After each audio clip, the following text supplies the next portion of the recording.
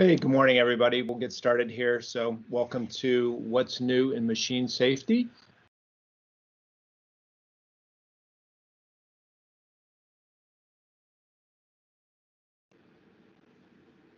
Hey, good morning, everybody. And I'd like to welcome everybody to What's New with Motion.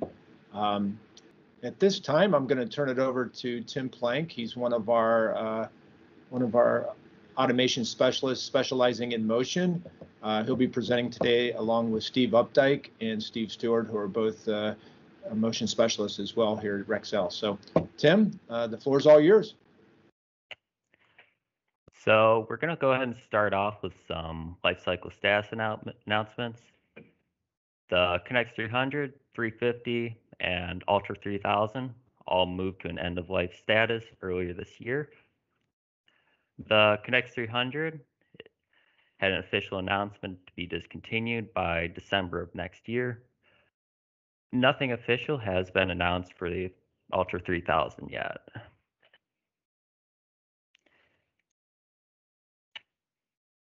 With those going away, we wanted to show you where Kinetics is going moving forward. So most of you probably seen or worked with a Kinetics 5500 or 5700. Rockwell recently introduced the 5300. This is also a sit motion drive with similar functionality. However, it is intended for those smaller applications. The other drive, which is new, is the Kinetics 5100. This is an Ethernet IP standalone drive. You can configure it one of two ways. You can go through the Kinetics 5100C configuration tool, or if you're more comfortable with Logix, there are add-on instructions made for it. I'm going to pass it over to Steve Updike. He'll give you a little more information on the 5100 and 53. Oops. Okay, the Kinetics 5100, it's got a rating of 0.2 kW up to 15 kW. It covers 120 volt single phase input through 480 volt inputs. It is kind of integrates with the Micro 800 fairly well for cost sensitive applications. So you can run it like we ran the Kinetics 300 with the Micro. It will integrate fine with that. It's the migration path for the Ultra 3000 and Kinetics 300. It programs differently, but it's functionally able to do anything either of those products did. It supports the MP series motors, MPL and MPM, the TLY motors, and there's a new TLP motor that's out now, which we will talk briefly about here. So it has hardwired safety, and hardwired safety only, no Ethernet safety. 10 digital inputs, 5 out, 2 fast inputs, and it has an analog mode. It has a half-axis feedback, so you can use it to gear to a line encoder or do camming from a line encoder. It has a electronic cam function, so you can do camming as a standalone drive without having a controller on the front end of it. For indexing and camming, it's got 99 sophisticated motion segments that you can set up. And so you can change, you have more flexibility in setting up an index table instead of doing the standard moves that you have. There's the TLP motor. It's a JIS frame standard. It has 24-bit absolute feedback on them. They are power matched for the drive, so you get the maximum rating of the motor with the smallest amplifier.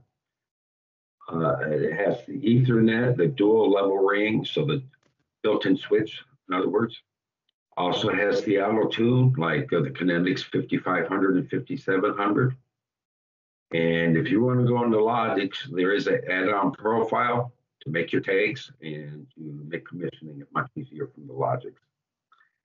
The software Tim mentioned, the KNX 5100C, It is a no-cost package, and if you want to get hold of it, you can search for it, or we can help get it in your hands. For this software, it programs via, there's a mini USB port on the front. There's a cable Rockwell sells that matches that. That's probably about a $20 item.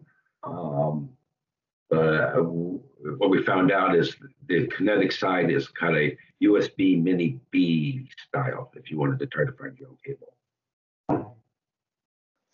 So Kinetics 5300, I'll probably just repeat a few things here. So the 5300 is the entry level SIP drive, the new SIP drive. Kind of think of it as, you know, it's got the capabilities that Kinetics 350 had, as well as some of the features Kinetics 55 has, in fact, even a few more. So it does have safety over hardwire, no safety over Ethernet, excuse me. It is a standalone system in the sense of these cannot share the DC bus, but it is truly SIP motion, which means it integrates with the motion capable PLC. So it's got the traditional fast update loop rates, just like the 5500, you know, 125 microseconds is pretty typical for the SIP motion. It does have 4 digital inputs and a couple high-speed inputs, like if you want to do registration. It does have an auxiliary feedback port. I was glad to see this. So you could close that position loop. You can bring an external encoder in here and tie it in with the rest of the motion that's in the motion group. But you do have to, I believe on this one, is a TTL feedback only on that auxiliary feedback port. As far as the motor support goes, it does support the MP series, like the MPL, MPM motors. It does not support VP motors. That's where the 5500 comes in, and our VP motors are the ones with the single cable options. It will handle the TLP series, the new series motors, and as well as some TLY capability. The TLP series was a newer motor style that came out. It's an extension essentially and replacement of some of the TLY motors. They have that same frame type, but they've improved the resolution on the feedback. So now we get 24-bit resolution. They do achieve their absolute feedback on these TLP motors with a battery. So it's one of those battery-backed encoders, just like they did with the TLY motors. It does have Ethernet capability, and this is in the motion group. It's got the dual port, so it does support device level ring. There's no need for any other taps or accessories. It's very similar to the 5500, 5700, where you can just daisy chain in from one to the next drive. It does have the auto tuning capability it's very similar that you see in the 5500 and 5700 family, where we have a load observer capability. It does tune and operate through the Studio 5000 environment, just like the 55, 57, and as the 350 did. So this is fully a full SIP motion capable controller. You just have to pair it with a motion capable PLC. And I guess we already went over where the motor support is. So this can be another option for migration from 300s, 350s, Ultra 3000s, Kinetics 2000s, any of those series. We can move into this realm. There's not one straight path. It all depends on the application. For instance, some people had Ultra 3000s, let's say, that had Circos before DeviceNet. You know, these were networked already. Then the next logical move would maybe be the 53 or 55, depending on motor size, and move into SIP motion. Any questions here before we go to the next slide?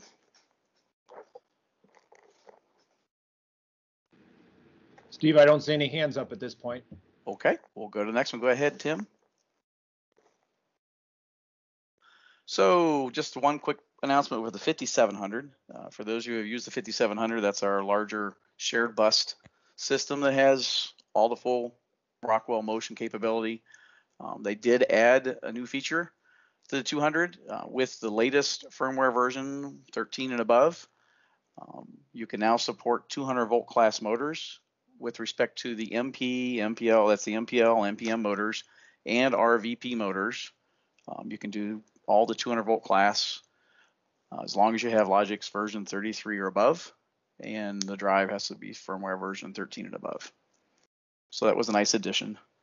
We can now move in some of the features of some other drives with some active mature products. And do you guys have another slide there, or is that the last slide you had? I think it's the last one that was on here. One more. Okay, so does anybody have any questions? I know that was brief and quick. We did that on purpose, try to give everyone an idea of what's there, what's leaving, and all of us are more than welcome to help anybody have to migrate over, or any customers that need some help deciding which product line fits their application. Any questions? I don't see any hands on my end. Steve, I don't see any hands. I don't. Okay. I'm looking in the chat session right now, and I don't see any chat questions. So Neither do I.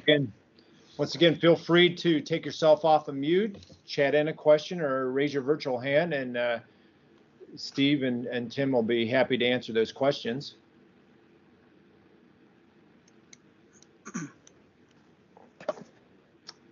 Hello, Steve. This is Paul Heil.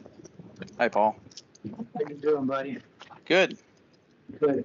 I just wanted to remind my customers that are on this webinar that this brief introduction is just a prelude to all the information that you guys are available to help the customers with, including application sizing and just best product for that application. And I've heard you guys in the past say that's more or less an open invitation to give you a call, therefore to get you involved, and let's do it right the first time. Yep. Thank you. Yep. Thanks. I wanted to thank everybody for joining us today. And like I said, this presentation will be placed out on our YouTube channel later this week. So please frequent it. There's a lot of good presentations out there, not only from specialists from Northeastern Ohio, but from all of the Rexel regions.